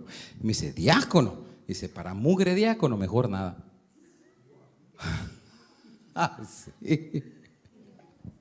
Dice, para mugre diácono, mejor nada. Entonces yo digo, ¿qué le pasó al hermano? Porque una vez que ya pruebas el poder, es intoxicante. O sea, ya te cambia tu forma. ¿Por qué crees que los políticos se corrompen tanto? Prueban dinero y poder, o sea, y ya eso los intoxica y les vuela la cabeza. ¿Crees que les importa el pueblo? ¿Que les importa la gente? No, ellos ya prueban el poder, el dinero, y con eso los echaron a perder. Entonces, los que no se quieren organizar dicen, no nos organicemos porque el diablo nos va a agarrar por los líderes y por ahí nos va a agarrar a los de abajo. O sea, quedémonos como estamos. Ahora voy a saltarme algunas gráficas porque el tiempo se me está yendo. Siguiente gráfica, testimonios para los testimonios volumen 9, página 19. En un sentido especial, los adventistas han sido llamados para ser, ¿qué es watchman? Atalayas y portadores de luz, y a ellos se les ha dado el mensaje final a un mundo que perece. Así es que finalmente en 1863 se organiza la Iglesia Adventista del Séptimo Día. Una vez que se organiza, a ver si me encuentran esa gráfica, son como 4 o 5, finalmente se establece la organización. Quien empujó muy fuerte para esto fue Jaime White, Urias Smith, James Bates y otros más. Ellos sí querían que se organizara la iglesia. Cuando viene el primer presidente no fue Jaime White, y la razón es porque algunos pensaban que si quedaba Jaime White era como política. Él por eso empujó ser la organización, para que él quedara de presidente. Él decide no quedar de presidente y quedó otro director en aquel entonces como el director de la obra organizada en 1863. Siguiente gráfica. Ahora, anótenla, Testimonios, tomo 6, página 29. Esta es a la yugular. ¿Qué te puedo decir? Aquí Dios explica la única razón por qué Dios permite que se organice la iglesia. Al final Dios lo permitió, no lo debato eso, Dios lo permitió, la obra organizada, pero había una razón. Mire lo que dice ella. The Church of Christ on earth was organized for what? Creo que más simple no puede estar, ¿no? Por ahí se dice mucho el cliché de más claro no canta un gallo. O sea, la iglesia fue organizada para propósitos misioneros. ¿Entienden lo que dice ahí? Si tu iglesia no está haciendo obra misionera, no tiene ningún sentido de existencia. Porque fue creada para propósitos misioneros. Y believe me, calentar una banca no es ser misionero. Ahora, ¿es bueno venir a la iglesia? Sí, para aprender. ¿Para qué? Para ser un misionero. El propósito de cada iglesia es que cada persona que viene a la iglesia, sea niño, joven, adulto o mayor, no es entretenerlos, no es ponerles banda, no es ponerles películas, no es ponerles música, no, we are not babysitters. We are not babysitters. La iglesia no es babysitter. Los jóvenes son inteligentes, son racionales, saben pensar. They know what they know. They go to college.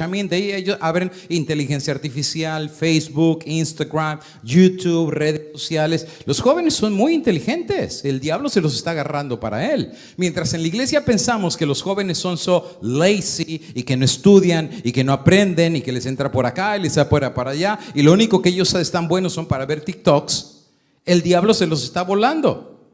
Pero los jóvenes son muy inteligentes. Y un joven, cuando lo pones a trabajar por Dios, puede hacer cosas maravillosas. Hay jóvenes que son predicadores, jóvenes que son evangelistas, jóvenes que saben de tecnología que ni nosotros sabemos.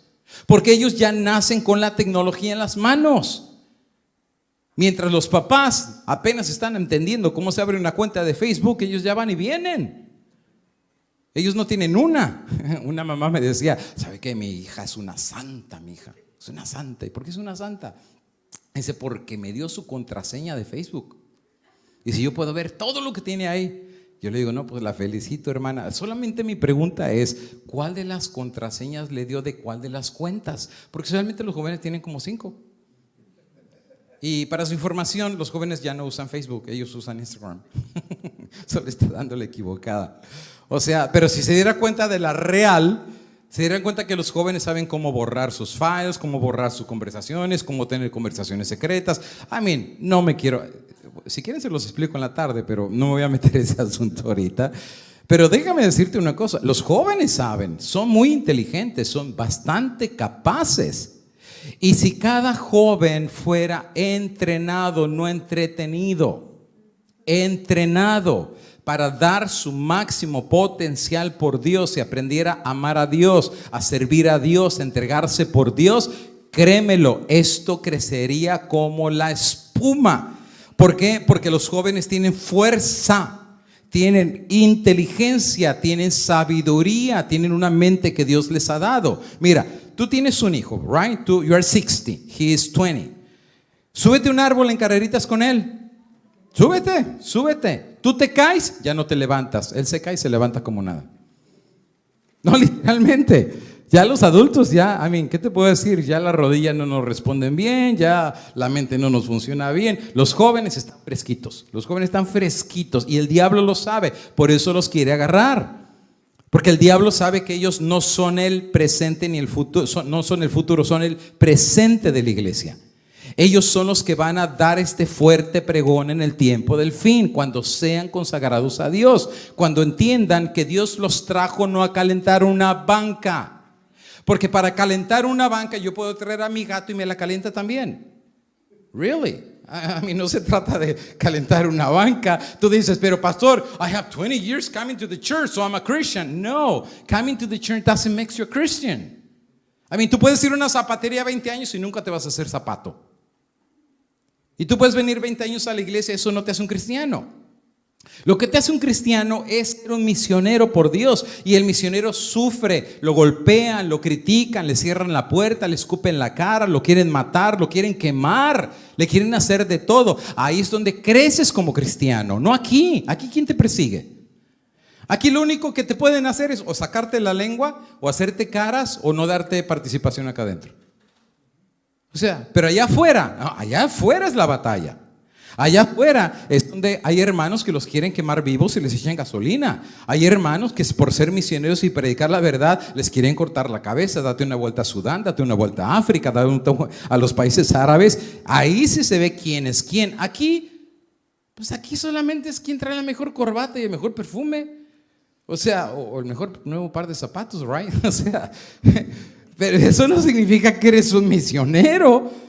¿Me entiende? No sé si están entendiendo la diferencia entre ser miembro de iglesia y ser un misionero. Lo que hizo crecer esta iglesia fue el espíritu misionero que tenían los que comenzaron este movimiento. Elena de White, para imprimir el librito Signs of the Time, vendió su silla de su casa. Sé que la mesa después la vendió, pero era importante porque Cristo venía y tenían que misioneramente hablando dar todo lo que ellos tenían. Hoy en día, tristemente y lamentablemente, para sacarle a una persona un peso, ¿cómo cuesta? Porque lo primero que la gente dice es ¿cómo piden? ¿Saben? Los cristianos primitivos vendían hasta sus casas y los ponían a los pies de los apóstoles. ¿Por qué? Porque sabían que Cristo les había mandado esa enmienda y ellos eran misioneros. Tenían que trabajar, cada quien tenía una parte en la obra del Señor. Por eso Dios permite que se organice la iglesia. Ahora, una vez que la iglesia se organiza, el propósito es que la organización se convirtiera en facilitadora de esa misión. O sea, que los líderes entrenaran, capacitaran, hicieran planes, congresos, uniones, reuniones para que los jóvenes aprendieran cómo ser evangelistas, médicos misioneros, maestros, misioneros de Dios, enviarlos a otros países. Esa era la idea. No entretenerlos con la espada de Thor o con, ¿me entienden? O sea, esa no era la idea. Con música estridente y que saliendo fuego y saliendo humo y que los jóvenes así. No somos del mundo. Estamos en el mundo, pero no somos del mundo. You don't belong here. You have a better citizenship. Y es en heaven. No es en la tierra. So aquí Dios no te ha traído para entretenerte, sino para trabajar. Y yo te lo digo porque soy padre de 2 adolescentes. Y tienen 5 años desde la pandemia sentadas en el mismo sillón que pueden ir a iglesias locales, Y yo se los he dicho varias veces, you can go to a local church, I can preach by myself here. O sea, porque los jóvenes necesitan convivencia. You know what I mean? Allison tenía que 12 años, 11 años, y ahí está sentada en el sofá todos los sábados.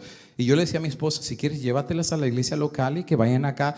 Dice, no les gusta. ¿Y por qué no les gusta? Dice, porque acá predican 15 minutos. Y si tú eres kilométrico de 3 horas. O sea, entonces, digo, pues yo ya no sé si son masoquistas o les gustan sermones largos. Pero ahí están sentadas. ¿Por qué? Porque cada quien tiene una función. Y las conocen, sí las conocen. A país que voy, mándele saludos a Allison, mándele saludos a Cristal, la tía Cristal, que la historia de acá, que ahora Allison. Porque ellas han entendido que ser parte de la iglesia de Cristo es mucho más que solamente calentar un sofá. Hay una obra que tienen que hacer. Hay que repartir libros. Viene Allison temblando que hay que cantar, que hacer esto, que lo otro. Le digo, mija, es la obra de Dios. No venimos a calentar una banca, venimos a trabajar para Dios y ser un ejemplo de los demás que sí se puede trabajar en esta generación para Dios. Es el llamado que Dios nos ha dado. Nos ha cortado de la cantera de este mundo para una misión, otra vez misionero, una misión que tenemos que cumplir. Con el paso del tiempo, y ya el tiempo se me está yendo, cierro solamente con unas últimas citas en esta primera parte y ya después el siguiente tema es de profecía. Pero tenía que hacer este medio paréntesis porque creo que sí es importante que nuestra hermandad sepa. Y se fijan, solo estoy citando históricamente lo que Elena de White escribió. Lo pueden corroborar ustedes en sus aplicaciones de Elena de White. Es gratis, la pueden bajar en el internet. Dice ahí: recuerden que Dios puede darle sabiduría a aquellos que trabajan en su obra. ¿Por qué? Porque la obra va creciendo. Pero lamentablemente en aquel entonces un grupo de hombres quiso centralizar la obra en Battle Creek. La historia no se la voy a repetir, ustedes ya la conocen. Pusieron ahí que la iglesia del Time, el tabernáculo del Time, la Review Herald, pusieron hospitales, el hospital de Kellogg, todo lo centralizaron en un solo lugar. Y después quieren imprimir libros que ni siquiera Dios quería que imprimieran. El templo viviente de Kellogg, que tenía ideas panteístas, espiritistas y de brujería. Y Elena de White dice, Don, esto ha sido consagrado a Dios, no impriman esas cosas. ¿Pero qué dijeron los líderes? I don't care. So they did it. Y dice, yo veo al ángel de Dios con la espada que desenvainada y lista para tocar. ¿Le hicieron caso? No hicieron caso, se quemó todo. ¿No dice la historia denominacional que le echaban agua y parecía gasolina? Y se quemaba y se quemaba y se quemaba. Eso quedó hecho cenizas. Y dice, eso fue lo que Dios, la respuesta de Dios a la desobediencia de la iglesia. ¿Por qué? Porque un grupito de hombres se les había subido la espuma a la cabeza. Y pensaban que ellos sabían mejor que lo que Dios. ¿Saben ustedes que llegó un momento que Elena de White llegó a ser una piedra en el zapato para el liderazgo de la iglesia? Resultado, literalmente la exiliaron. ¿Y a dónde la mandaron? A Australia. Fuera. Siempre ha pasado en la historia bíblica, ¿verdad? Los profetas no los quieren. A unos les cortan la cabeza, otros los meten en un tronco como Isaías y los aserran a la mitad. O sea, el profeta nunca es popular. O sea, no te metas con el mensajero, él solo es un mensajero, trae un mensaje.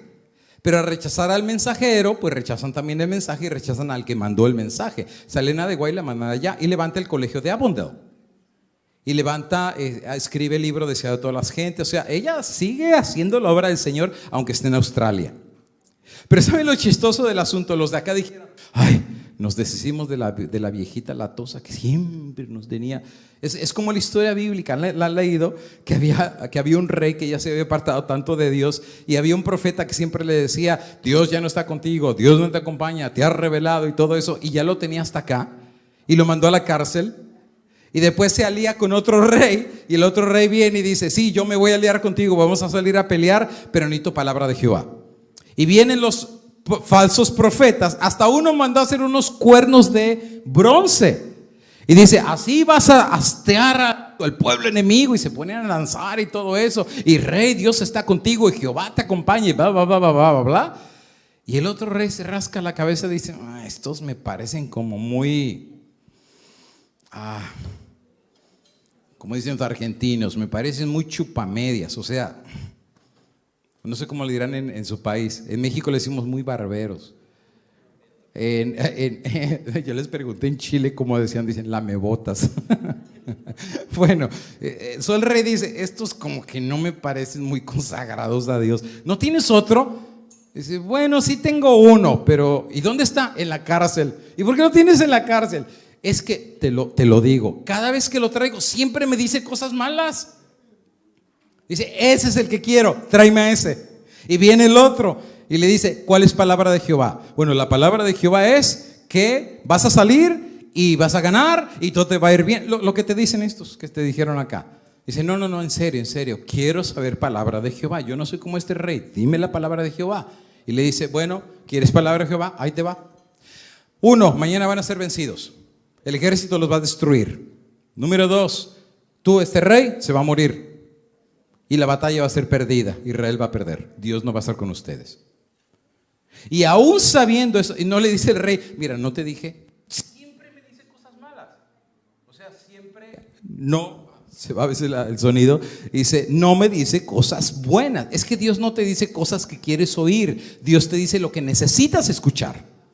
Así de simple y sencillo. Y no siempre lo que te dice te va a gustar, porque la Biblia es como una espada de doble filo. Penetra, corta, pero corta para bien, no corta para mal. Esto de predicar el evangelio, amigo y hermano, no es un concurso de popularidad. Vas a decir verdades incómodas, vas a decir cosas que te van a doler, pero ese es el mensaje de Dios, porque Él quiere cambiar cosas en ti que necesitan ser cambiadas.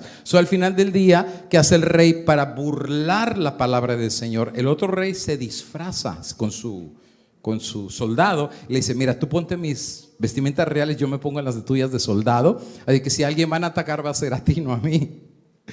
Pero ¿saben qué pasó? Mientras está lo fuerte de la batalla, una flecha perdida vuela por el cielo. ¿Y qué crees? Le da directamente al rey y le dice, estaciónate, estoy herido. Y literalmente vio como el pueblo estaba siendo deshecho y ese mismo día pereció. Palabra de Jehová.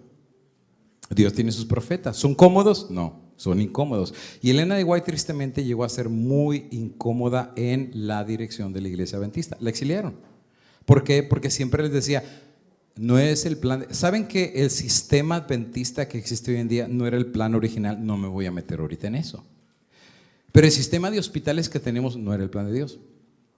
La idea era que todo sistema de salud fuera gratis y que no tuviéramos hospitales, pero tuviéramos sanatorios, donde enseñáramos los verdaderos remedios naturales. ¿Y cuáles son los verdaderos remedios? Los que Dios aprueba. Lo dice ella, son los únicos que Dios aprueba. No hay más. ¿Falla Dios o no creemos nosotros? No, Dios no falla. O sea, lo que Dios te dice es verdad. Y yo te puedo decir que los médicos que Dios tiene son no poderosos, son poderosísimos. Hay plantas en la naturaleza que son extremadamente poderosas. Ahí te van algunas. ¿Tienes dolor de garganta? Golden Seal. Ponte Golden Seal. A ver si aguantas. Es más, ¿no te gusta el Golden Seal? Ponte Equinacia. Es más, solo por decir esto, en el tiempo de la pandemia, en el canal, solo por decir esto. Pero la Equinacia es maravillosa y se viene de una flor. Ponte garlic, es maravilloso. Ponte ginger ale, es poderoso, especialmente en esencia. Es más, aguántame 3 gotas de aceite de orégano, you will see. No vas a respirar por 5 minutos. Eso es fuertísimo. Estamos hablando que Dios tiene en la naturaleza remedios para curar virus, bacterias, patógenos y cualquier clase de enfermedad. Literalmente. Es más, para los que no saben, el charcoal es milagroso. Literalmente han puesto cataplasmas donde hay cáncer y la gente se recupera. Estamos hablando que Dios no se equivoca. Pero hoy en día tú vas a un hospital y tienes que empeñar un riñón, y si no es un riñón, un pulmón, para pagar el bill que te mandan. Cuando Cristo curó, ¿cuánto cobró Cristo por curar? Nada. Él enseñó, ¿cuánto cobró por enseñar? Pero hoy en día la educación adventista, para tú mandar a tus hijos a estudiar, literalmente tienes que empeñar tu casa. ¿Era el plan de Dios? Absolutamente no, porque si Dios quería que fuéramos misioneros, para ser misionero, si tú mandas a tu hijo y pagas $500,000 por su educación, ¿tú crees que va a ser un misionero? No, va a querer pagar las cuentas, va a querer pagar el bill, va a querer pagar lo que debe a la universidad. Pero si eres un misionero, de gracia recibiste, ¿vas a dar de qué? Eres un verdadero misionero. Ese era el plan que Dios tenía para su iglesia, que todos fuéramos misioneros. De hecho, tengo cantidad de citas, pero hay una cita en donde dice: los que dirigen la obra del Señor no son reyes, porque hay un rey en esta iglesia y su nombre es Cristo Jesús. Todos los demás somos hermanos los unos de los otros, y los que están en posiciones de más arriba deben ser los más humildes siervos de los demás. Pero parece que las cosas, la tortilla se volteó y ahora llegó aquel hermano, bájese de acá y deje que predique el otro. Es un ser humano que Dios no le está hablando al que está predicando. No sé si me entienden cómo el diablo es tan astuto y corrompe el ideal que Dios tiene para su pueblo. Ahora, estoy hablando solo de la organización de la iglesia. No hablemos de las membresías.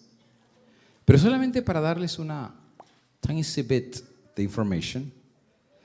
La Biblia dice que Dios tiene un libro, ¿sí o no? ¿Cómo se llama ese libro? El libro de la vida. Hay otro libro que es el libro de las memorias. All right? Yo tengo una pregunta. ¿Quién es el único que puede? Claro, en el libro de la vida, ¿qué se escribe? Nombres. En el libro de la memoria, ¿qué se escribe? Memorias, hechos, actos, ¿ok? Lo que tú hiciste. ¿Quién es el único que tiene derecho a escribir el nombre en el libro de la vida? ¿Una junta de iglesia? Solo el que está sentado en el trono. That's it. Es el único, nadie más. ¿De dónde sale que una junta de iglesia tiene el poder de sacar el nombre del libro de la vida? ¿De dónde sale? Es catholic.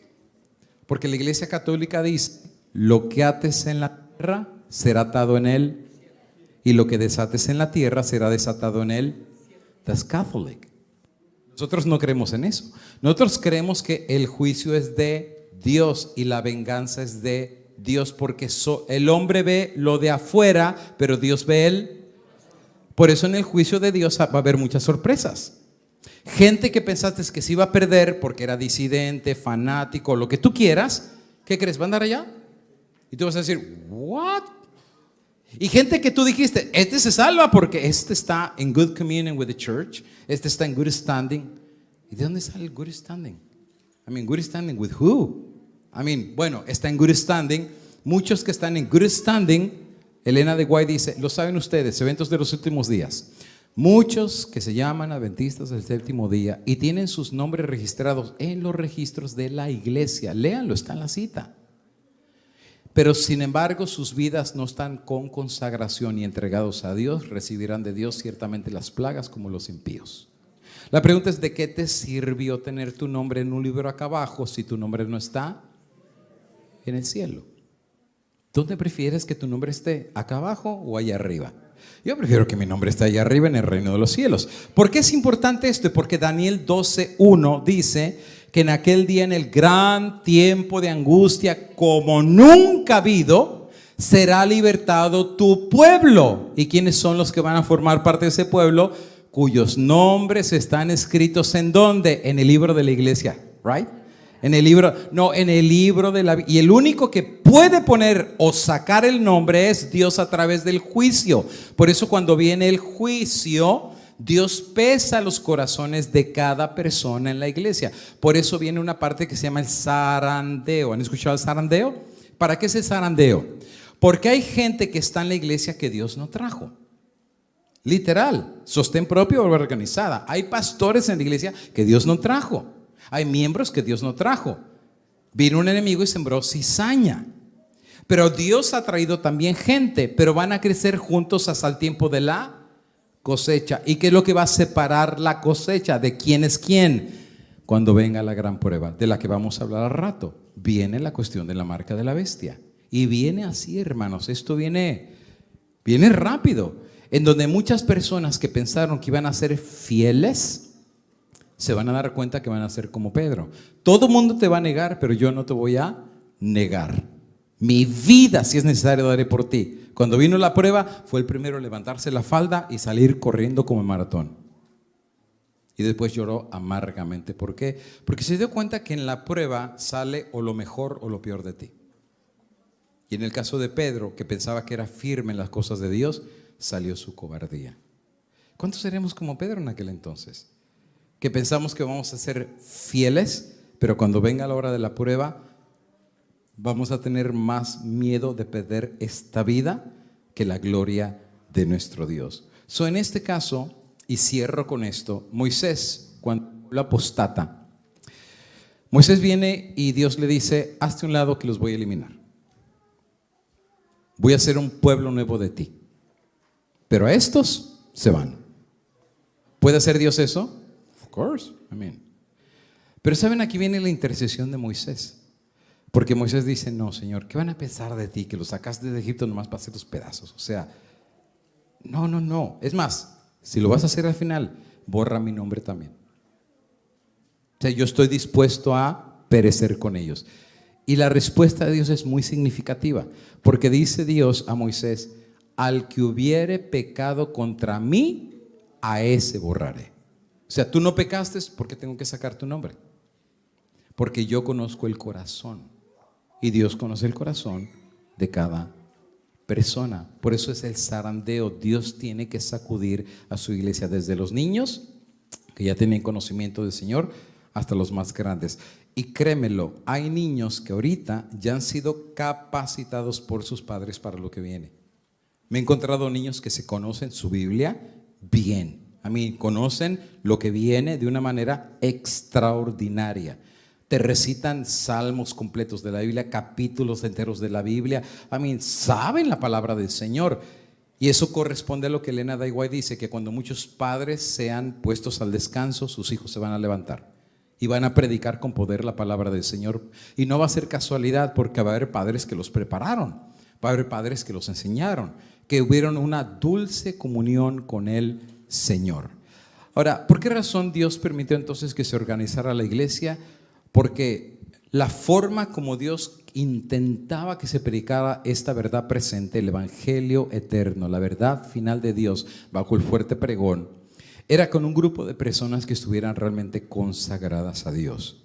Un grupo de misioneros que no le tuvieran miedo a nada, pero que tuvieran temor de Dios.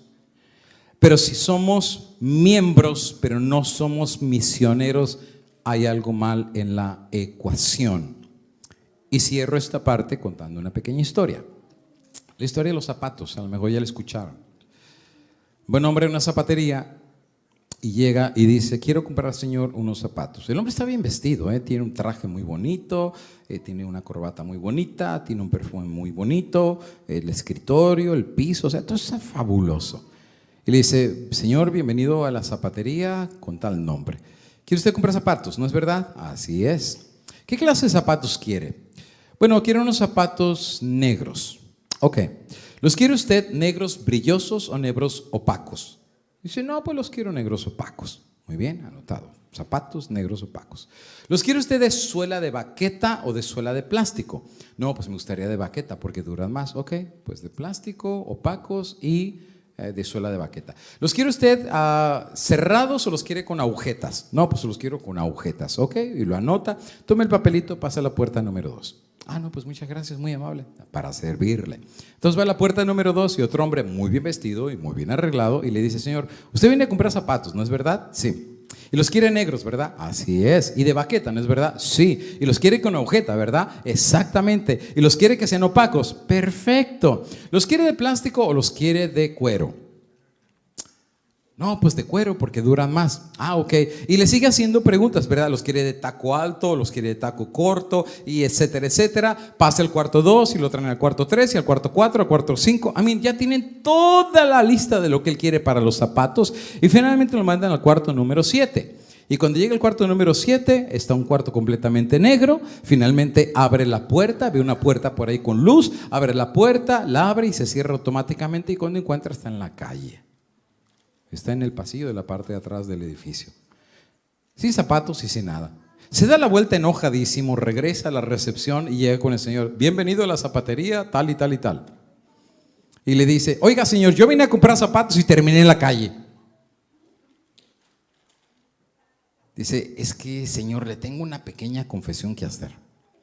Y digo: ¿cuál es la confesión? Mire, nos llamamos zapatería, pero no vendemos zapatos. Y dice: me hicieron hacer todo esto y al final del día no vende zapatos. Sí, la pura verdad, no vendemos zapatos. Pero le tengo una pregunta. ¿Y cuál es su pregunta? ¿Cómo le gustó nuestra organización?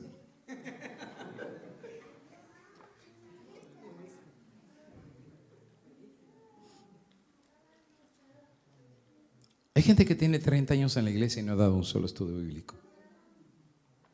Pero ¿qué tal la organización? ¿Qué tal la organización? Que no han compartido su fe, que no han compartido su amor en Dios. Pero pastor, yo tengo 5,000 amigos en Facebook. ¿A cuáles de ellos les has contado que Cristo pronto viene? ¿A cuántos de ellos has traído a la fe que tus padres te enseñaron? Si es que todavía hay fe, ¿verdad? ¿A cuántos de ellos realmente les has mostrado lo que hay en tu corazón y que la luz de Jesús brilla dentro de ti y que Jesús se ha convertido en tu vida de juventud, en tu alfa, tu omega, tu principio, tu fin? Y que al final del día, si es necesario dar la vida por tu amigo que ya dio la vida por ti, why not? Give it all. Porque es fácil cantarlo, ¿verdad? Give it all to Jesus. No, es no palabra, es action, es reality. Vive y muere por aquel que dio todo por ti. Los que quieran andar con él, tomen su cruz. Sigan el camino al Calvario, síganlo, porque no va a haber corona de victoria en el cielo si no hay corona de espina aquí en la tierra. Sí, Pablo dice que hay una batalla que pelear y la estamos peleando cada día. El diablo la está peleando y está bien avanzado. Este mundo la está peleando y está bien avanzado. Los jóvenes están bien metidos en esta guerra. ¿Sabes el país número 1 que se está quitando la vida a los jóvenes? Estados Unidos de América. ¿Sabes cuál es el país número 1 que los jóvenes viven drogados? Estados Unidos de Norteamérica. ¿Sabes el país número 1 que los jóvenes ya no quieren venir a la iglesia? Estados Unidos de Norteamérica. Sí, los países ricos estamos perdiendo a los jóvenes, ya no quieren venir a las iglesias. Y lo único que está rescatando a la iglesia adventista en los Estados Unidos de Norteamérica somos los hispanos. Tú vete a las iglesias de los gringos.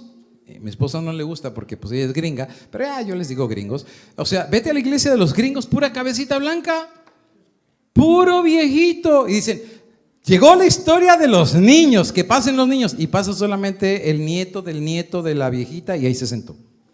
Y viene el Señor y le cuenta a la muchacha y le cuenta la historia. Ahora sí, pueden pasar todos los niños. Bueno, la niña pasa de regreso. O sea, no hay ni niños. Jóvenes menos. Es más, ya hay iglesias que ya literalmente desapareció la sociedad de jóvenes. Literalmente, ya no hay sociedad de jóvenes. Ya no hay jóvenes. Es más, hasta da risa que dicen, hermanos, comienza la sociedad de jóvenes y hay 40 viejitos y un joven enfrente. Pues mejor díganle sociedad de viejitos, no le digan sociedad de jóvenes. Estamos perdiendo los jóvenes. Parece que el diablo nos está ganando ventaja.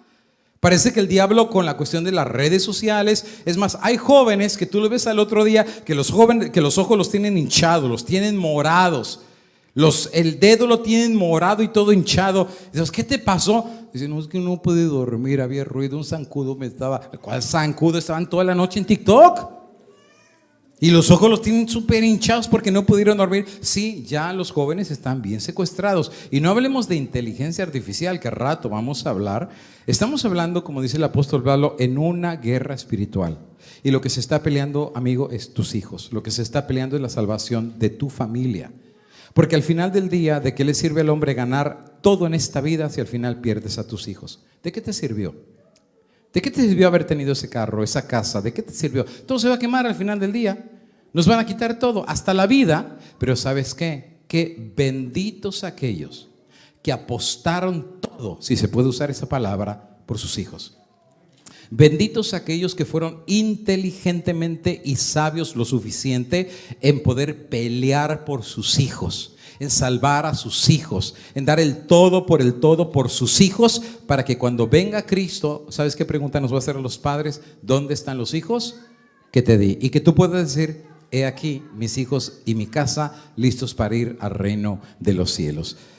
Dios quiera que no se crean, oro por la iglesia, oro por los líderes, tanto sostén propio como de la organización, oro por ellos, para que Dios despierte a muchos de ellos, a que no solamente se trata de ponerte un saco y una corbata, que tienen un peso grande por esos jóvenes que darle a Dios, que van a tener una gran responsabilidad que darle por las iglesias y aquellas ovejas que Dios puso a su cargo. ¿Qué le van a contestar a Dios ese día? Yo me recuerdo en y ya con esto cierro, miren, para que vean, con esto cierro. Me recuerdo en una reunión que tuvimos de unión y trajeron un pastor a predicar, un pastor que me recuerdo todavía bien lo que dijo. Me dijo, ¿saben que va a llegar un día que a nosotros los pastores Dios nos va a preguntar por cada iglesia que pastoreamos dónde están nuestros miembros? ¿Qué le vamos a decir a Dios? Dice, yo me pongo de rodillas pidiéndole a Dios misericordia, que me haga un buen ejemplo para los miembros de mi iglesia. Si todos los pastores tuviéramos esa mentalidad, yo creo que las lluvias de gracia del Espíritu Santo ya estarían cayendo sobre su pueblo. Y saben, hay algo que el diablo le tiene miedo, y esta tarde voy a hablar acerca de eso. El diablo no le tiene miedo a nada, pero hay una cosa que sí le tiene miedo, y no tiene que ver con Dios, tiene que ver con nosotros y con los jóvenes. El día que entendamos eso, los que juegan ajedrez, ¿saben cómo funciona el ajedrez, verdad? Jaque mate. El día que entendamos lo que el diablo le tiene miedo, jaque mate. Hasta ahí llegó. No va a tener influencia ni sobre tu familia, ni sobre tus jóvenes, ni sobre la iglesia. ¿Por qué? Porque vamos a descubrir lo que Pablo descubrió. Si Dios con nosotros, ¿quién contra nosotros? Y ojalá que ese día Dios nos encuentre en el lado correcto de la profecía, del lado del Cordero. Vamos a poner sus rodillas, vamos a orar y con eso continuamos nuestra programación. Los que podamos, el que no pueda arrodillarse, ahí sentadito, arrodille su corazón, no hay ningún problema y pedimos la bendición de Dios. Querido Dios, bueno, dijimos tanto, pero al final del día yo te pido que tú acomodes las cosas en nuestra cabeza de tal manera que podamos entender lo que tú nos quisiste decir, porque a veces pues hablamos de tal manera que volamos y a lo mejor tu mensaje no queda. Pero tu Espíritu Santo, recurrimos a Él para que acomode lo espiritual en nuestra cabeza y nos pueda abrir una expansión de iluminación y entendimiento, que llegó la hora de ponernos serios en las cosas de Dios. que llegó la hora de realmente hacer una reconsagración a Dios y que Jehová no está lejos, está cercano a los jóvenes, a los niños, a los adultos, al que lo busca de todo corazón. Pido por los líderes en general, tanto de sostén propio como de la obra organizada, aquellos que de corazón vibran porque Cristo pronto regrese, que anhelan y sueñan que Cristo pronto regrese, que no han perdido la esperanza bienaventurada y que anhelan de corazón poner su granito de arena para pronto ver venir en la gloria del cielo a Jesús nuestro Salvador. Danos una porción de tu Espíritu Santo, doble si es necesario. Despierta a tu pueblo, despierta a las vírgenes y haznos ya despiertos, dar la voz de alarma que Cristo está a las puertas. Dios nos bendiga, Dios bendiga a esta congregación y a aquellos que nos están viendo a través de las redes sociales, en el dulce nombre de Jesús. Amén y amén. Amén.